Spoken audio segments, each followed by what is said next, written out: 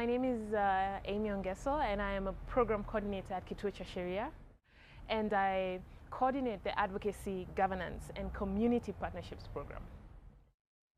So with the Commonwealth Foundation, it's a pretty interesting project because it promotes dialogue, and it promotes dialogue between select constituents. I will call them victim representatives or community-based organizations working with victims, and national institutions. So we're talking about the Kenya National Commission of the Human Rights, we're talking about the judiciary, we're talking about different ministries. So I find it quite an interesting approach because, as you know, my institution is mostly a litigious institution. So it's mostly adversarial in some of its approaches, but this approach is really nice dialogue. Let's sit at the table, let's talk, let's discuss, let's see what we can come up with together.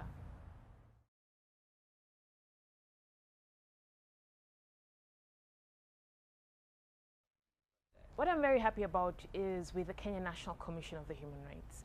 We sat together with the community-based organization groups and victim representatives, and we identified national mechanisms and national issues we would like to advocate for. But we realized that we cannot do it all by ourselves, that we need to have the commissions, institutions like the commissions, to help us.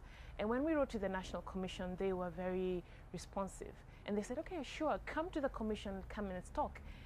And to tell you how responsive they were, 3 commissioners were there, plus the CEO, plus the chair of the commission was there, and we had this really good discussion together with the I'll call them CBO representatives.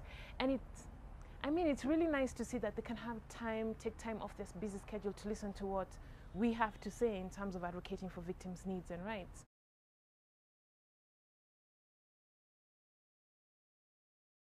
At the beginning, what we did was actually build our linkages with the community representatives very well. So this is a group of people we've been working with for the past 6-7 years. So we've managed to build trust with them.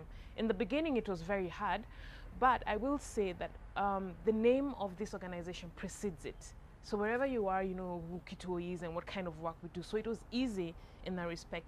But the substance of what we were discussing was a bit sensitive.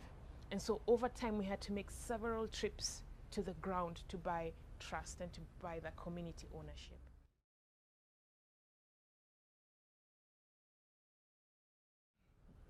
It is, if I, as a community person, as a Kenyan, give my views on a particular legislation. So for example, you want to enact the legal aid bill or a community land bill or a reparations policy framework.